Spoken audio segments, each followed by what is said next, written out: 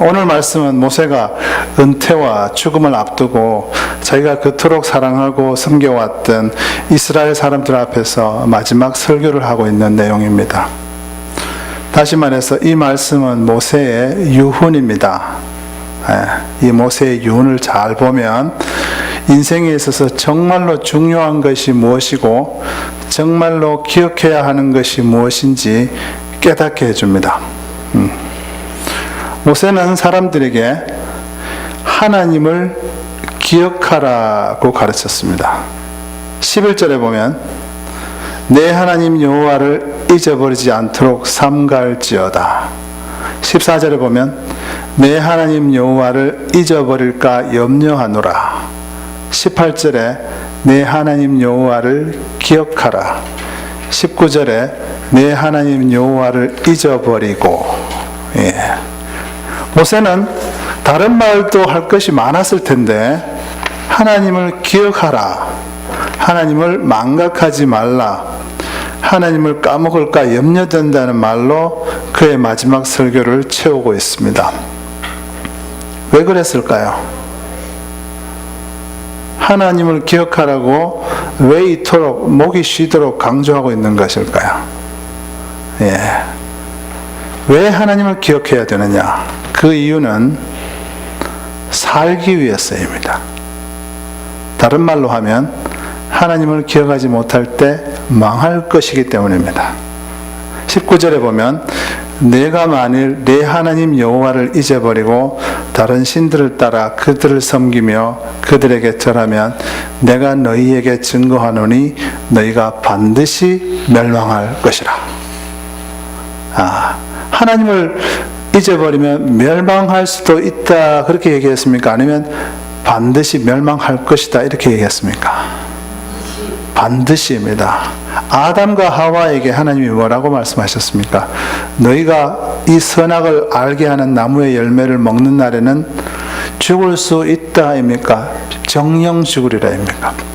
정령 죽으리라. 성경은 우리가 하나님을 잊어버리면 반드시 망한다고 우리에게 말씀하십니다.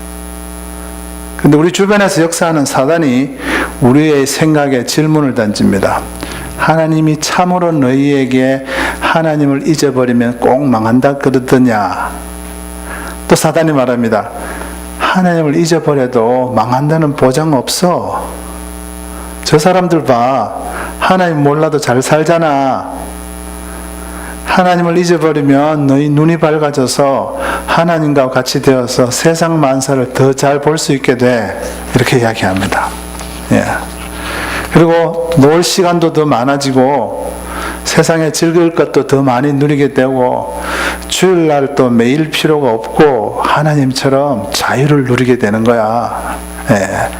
이런 생각에 우리가 사로잡히면 갑자기 하나님을 잊고 사는 것이 먹음직스러워 보이고 보암직스럽고 하나님을 잊고 사는 것이 갑자기 탐스럽게 보입니다. 하지만 그 하나님을 잊고 사는 그 열매를 따먹으면 그리고 그 열매를 식구들도 같이 따먹게 하면 결국은 망하게 된다는 것이 성경의 원리입니다. 옆 사람에게 이렇게 말합시다. 하나님을 기억해서 이 자리에 나오신 것을 축하드립니다.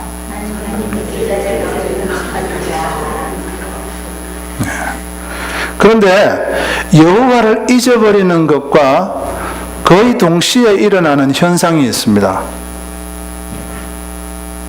그것이 무엇일까요?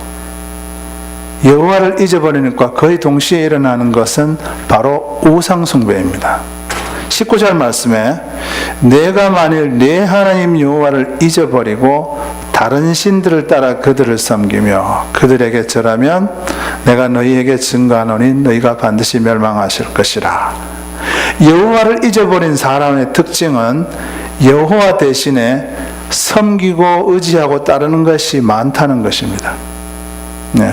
우상이라고 말하면 한국의 절에 있는 부처를 제일 먼저 떠올리실지 모르겠습니다. 하지만 돌이나 나무로 만든 우상은 정말 쉽게 발견할 수 있는 우상인 반면 우리의 생활과는 동떨어져 있는 문제입니다. 그렇다고 해서 우리 삶 속에 우상이 없느냐 하면 그렇지 않습니다. 골로새서 3장 5절에 보면 탐심은 우상 숭배니라. 즉 무엇이든지 욕심을 갖고 하면 우상 숭배를 하고 있다 이 말입니다. 무엇이든지 욕심을 갖고 하고 있으면 하나님을 잊어가는 과정 속에 있다 생각하시면 됩니다. 사업장도 하나님의 영광을 위해서 하고 사람들을 사랑하기 위해서 할 만큼만 하면 마음이 즐겁고 몸도 가볍고 가정도 평안하고 하나님과의 관계도 좋을 수밖에 없습니다. 하지만 욕심이 들어가면 마음도 불안하고 몸에 병도 생기고 고객과도 부딪히게 되고 가정에서 자꾸 불화가 생기고 하나님도 자동적으로 있게 되는 것입니다. 교회 일도 마찬가지입니다. 뭔가 욕심이 들어오면 교회는 엉뚱한 방향으로 표류하게 되는 것입니다. 교회 건물에 대한 욕심, 교인 수에 대한 욕심, 편안한 교회 생활에 대한 욕심조차도 하나님을 잊게 할 수 있습니다. 그러면 어디까지가 욕심이고 어디까지가 괜찮은 꿈인 것입니까? 개인마다 상황마다 교회마다 다르기 때문에 기도하고 성령의 인도를 받아야 합니다. 다시 말해서 성령이 기쁨을 주는 선까지가 욕심이 아닌 것입니다. 그리고 성령의 역사를 잘 분간하지 못하는 사람들을 위해서 한 가지 지표가 있습니다. 바로 사람들과의 분란이 일어나지 않는 선까지를 선택하면 거의 맞게 되어 있습니다. 여러분이 어떤 계획을 세웠다 칩시다. 그런데 누가 나서서 극렬히 반대한다 칩시다. 그러면 내 욕심이 조금 들어가 있다고 생각하시면 됩니다. 그럴 때 그냥 한 발 물러나세요. 그리고 때를 기다리시는 것이 좋습니다. 반드시 관철시켜야 된다 이러면 문제가 생깁니다. 거기서 욕심을 부리면 싸움도 나고 여러 가지 문제가 생기고 또 결과적으로 우상 숭배와 하나님을 잊는 일을 동시에 하게 되는 것입니다. 출애굽기 20장 4절부터 제가 읽어드리겠습니다. 너를 위하여 새긴 우상을 만들지 말고 또 위로 하늘에 있는 것이나 아래로 땅에 있는 것이나 땅 아래 물속에 있는 것에 어떤 형상도 만들지 말며 그들에게 절하지 말며 그것들을 섬기지 말라. 나 네 하나님 여호와는 질투하는 하나님인즉 나를 미워하는 자의 죄를 갚되 아버지로부터 아들에게로 3, 4대까지 이르게 하거니와 나를 사랑하고 내 계명을 지키는 자에게는 1000대까지 은혜를 베푸느니라. 이 말씀을 보면 또한 우상이 무엇인지 세 가지로 정의가 되어 있습니다. 4절과 5절에 보면 만들지 말라, 절하지 말고 섬기지 말라는 말씀이 있습니다. 그래서 첫 번째 우상의 정의가 뭐냐? 내 삶 속에서 하나님보다 더 섬기는 것이 있으면 그것이 우상입니다. 자녀를 하나님보다 더 섬긴다든가 직장, 남편, 아내 하나님보다 더 사랑하고 섬기면 다 우상입니다. 사람 때문에 목숨 걸면 우상입니다. 돈이나 쾌락 때문에 뭐든지 하겠다, 우상입니다. 자녀 때문에 하나님을 예배하는 것을 소홀히 하면 우상입니다. 그 우상을 섬길 때 하나님을 잊게 되고 결과적으로 망하게 된다는 것이 성경의 가르침입니다. 두 번째 우상의 정의는 이겁니다. 하나님보다 더 절하게 되는 것이 우상입니다. 나는 아무것도 절하는 것이 없다. 그렇게 안심하지 마십시오. 여기서 절한다는 것은 예배하고 추앙하고 두려워하고 더 의지하고 추구하고 존경을 표하는 것을 말합니다.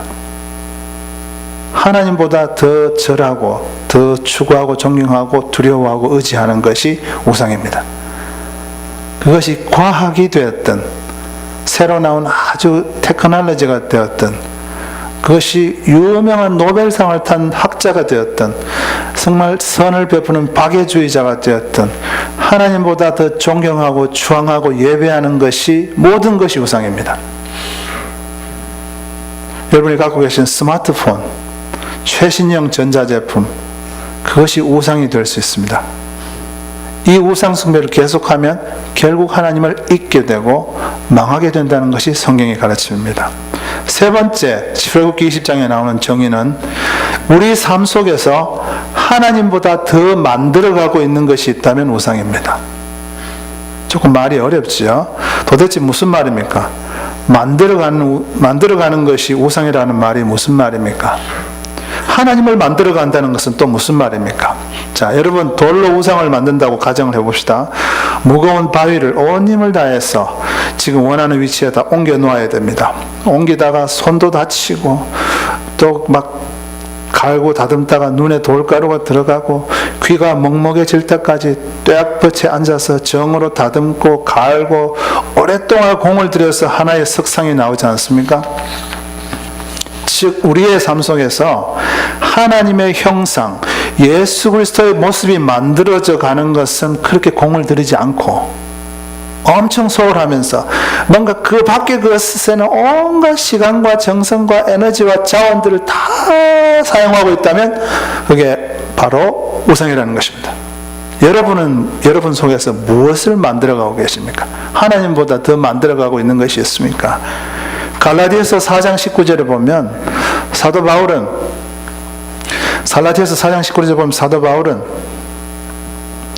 그 성도들이 그 마음속에 예수 그리스도의 형상을 이루게 하기 위해서 막 해산의 고통을 한다, 그런 말을 하고 있습니다. 에베소서 4장 13절에 보면 우리의 목표는 그리스도의 장성한 분량이다, 이렇게 얘기하고 있습니다. 다시 우리의 목표는 그리스도의 장성한 분량이 우리 속에 이루어지는 것이라고 에베소 4장 13절에 말하고 있습니다. 예수 믿고 천국 가면 되지 않느냐? Some people say, isn't that enough for us to believe and go to heaven? 그렇지 않습니다. 자라야 됩니다. We have to grow to the fullness of Christ. 예수님의 충만한 데까지 자라가야 됩니다. 자라가고 있지 않다면 우상 숭배를 하고 있을 수 있습니다. If we are not growing, that could mean that we are doing idolatry. 여러분 속에 지금 무엇이 만들어져 가고 있습니까? 하나님입니까? 아니면 하나님 외에 다른 우상이 만들어져 가고 있습니까? 다시 한번 말씀드립니다. 왜 하나님을 기억해야 합니까? 대답은 간단합니다. 망하지 않기 위해서입니다. 다른 말로는 살기 위해 하나님을 꼭 기억해야 한다, 이렇습니다. 제가 자꾸 기억하라고 하니까 어떤 사람은 이렇게 말씀하실 것입니다. 저는 건망증이 많아서 기억을 잘 못해요. 나는 머리가 나빠서 오래 기억하는 것은 잘 못해요. 그런데 모세가 사람들에게 기억하라고 했을 때 이 말은 단순히 기억하라는 뜻이 아닙니다. 기억하기 위해서 무언가를 하라는 말입니다. 그리고 기억하라는 말 속에는 어떤 것이 전제되어 있나 하면 사람들은 뭔가를 하지 않으면 까먹을 존재라는 그 내용이 전제되어 있어요. 저는 일상생활에서 해야 될 일을 까먹지 않기 위해서 항상 스케줄에다가 할 일들을 적어 놓습니다. 적지 않으면 거의 다 잊어버립니다. 그렇다면 하나님을 잊지 않기 위해서는 무엇을 해야 됩니까? 하나님이 그 방법들을 성경에서 말씀해 주셨습니다. 첫 번째로 삼가야 합니다. 내가 오늘 내게 명하는 여호와의 명령과 법도와 규례를 지키지 아니하고 내 하나님 여호와를 잊어버리지 않도록 삼갈지어다. 즉 하나님을 기억하기 위해서 주의하고 조심하고 신경을 쓰라는 말입니다. 이것은 두 가지로 볼 수 있는데, 하나는 하나님을 잊게 만드는 것들을 제거하는 것고, 그 반대쪽으로는 하나님을 기억나는 것을 도와주는 것을, 온갖 것을 다 하라는 뜻입니다. 하나는 잊어버리게 만드는 것을 없애는 것이요, 하나는 기억나게 하는 것을 다 하라는 뜻입니다. 신명기 6장 8절에 이렇게 되어 있습니다. 너는 또 하나님의 말씀을 내 손목에 메어 기호를 삼으며 내 미간에 붙여 표를 삼고 또 내 집 문설주와 바깥문에 기록할지니라. 유대인들은 하나님의 말씀을 기억하기 위해서 손목에 가죽띠를 둘러매고 가죽띠에 하나님 말씀을 새겼고 머리에 새까만 박스를 달고 다닙니다. 그 안에 말씀을, 경문이라는 그 말씀을 넣은 작은 박스를 달고 다녔습니다.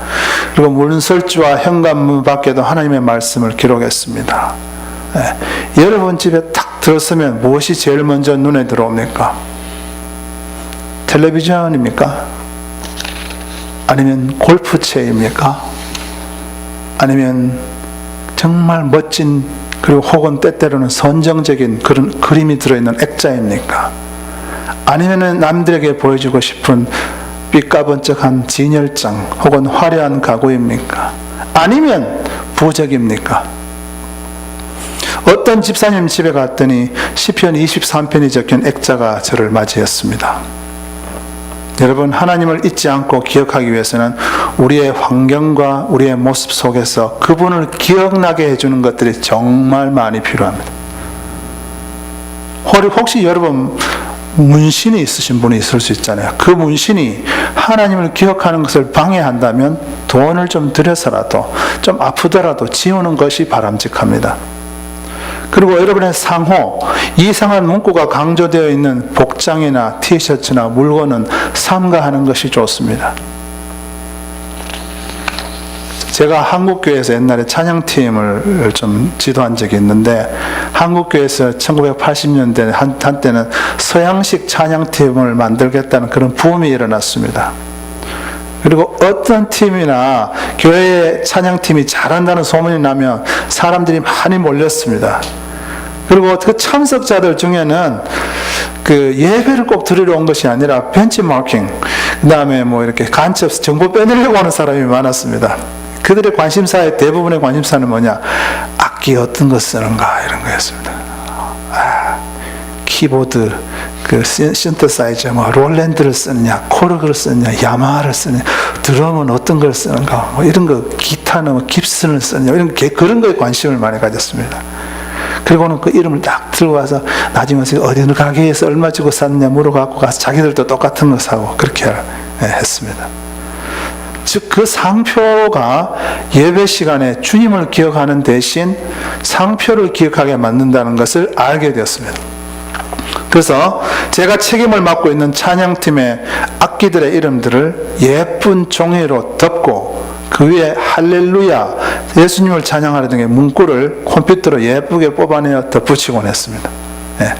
그래서 정성을 많이 들였더니 멀리서 보면 그게 원래 악기의 세계에서 나온 줄 알고 어떤 사람이 이런 악기 어디서 사요? 그러더라고요. 하여튼 여러분이 하나님을 기억하는 것을 방해하는 것은 제거하는 게 좋다 이 말입니다. 두 번째, 하나님을 기억하는 방법, 가르쳐야 됩니다.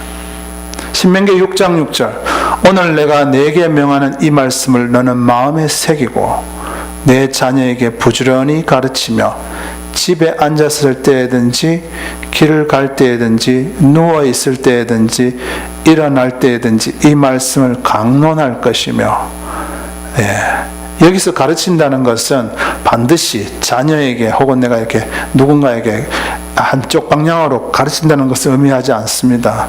Teaching here doesn't mean always that we have to teach our descendants, our children, or somebody who knows less than we do in one direction. It doesn't mean 여기서 가르친다는 것은 같이 하나님에 대해서 얘기하는 것도 포함합니다. 강론하는 것.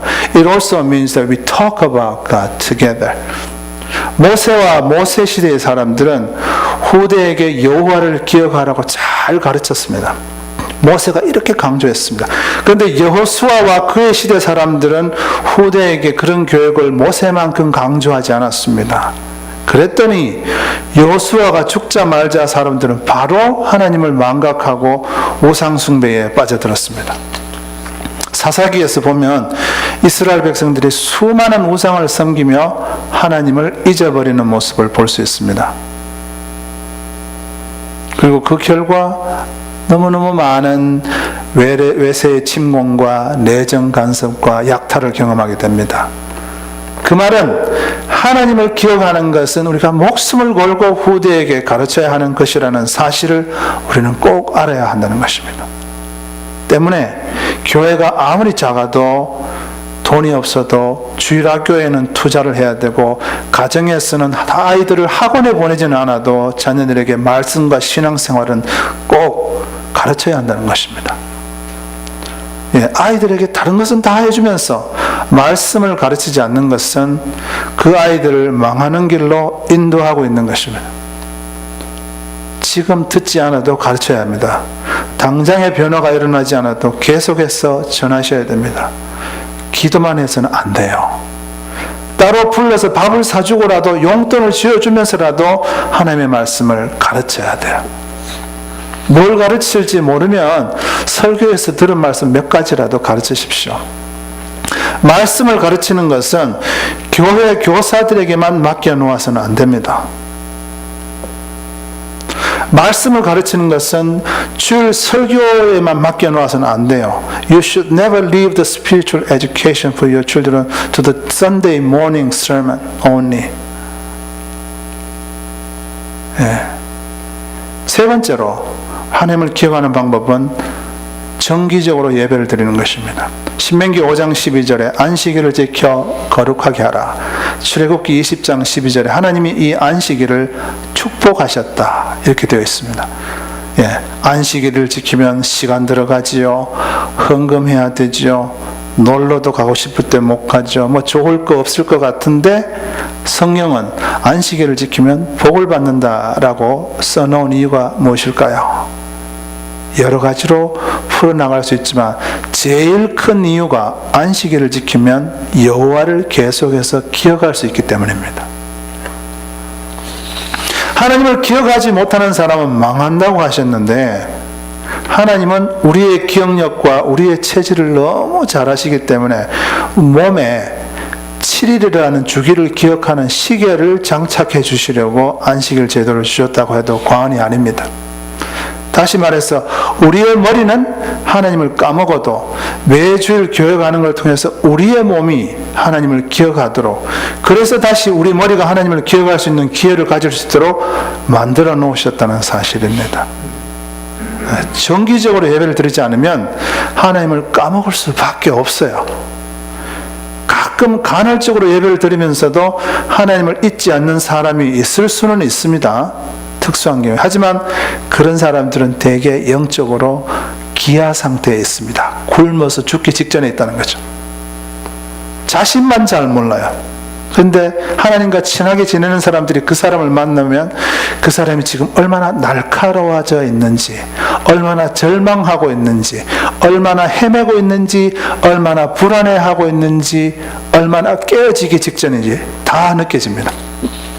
사실 이분들의 상태가 그런 이유는 하나님을 완전히 잊지는 않았더라도 하나님이 벌써 많이 멀어졌기 때문인 것입니다.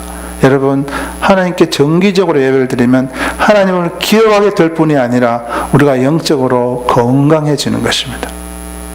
하나님을 기억하는 방법 네 번째, 예수와 함께 고난을 같이 해야 됩니다. 13절 말씀, 오늘 8장 13절에 보면 또 내 소와 양이 번성하며 내 은금이 증식되며 내 소유가 다 풍부하게 될 때에 하나님을 잊게 될까 염려된다, 그렇게 말씀하십니다. 이 말씀은 우리의 삶이 예수의 고난과 동떨어질 때 우리는 하나님을 잊게 된다는 것입니다. 편한 것만 추구하는 사람들은 하나님을 잊게 돼요. 이것이 그냥 영적인 원리다라고 생각하시면 되겠습니다. 이제는 세상에서 나 더 바랄 것이 없어. 예. 우리는 그럴 때 바로 하나님을 잊게 된다는 것입니다. 참 희한한 것은 우리가 어려움 속에 있을 때는 주님을 기억하고 주님을 찾게 돼요. 그리고 고난을 겪을 때 우리의 눈은 더 밝아져요. 그래서 보이지 않던 주님이 보이게 돼요. 예. 그래서 때문에 여러분, 편한 것 너무 추구하지 마세요. 고난이 올 때 도망가려고 하지 마세요. 오히려 저 고난 때문에 내가 하나님을 기억할 수 있구나 하고 감사하십시오.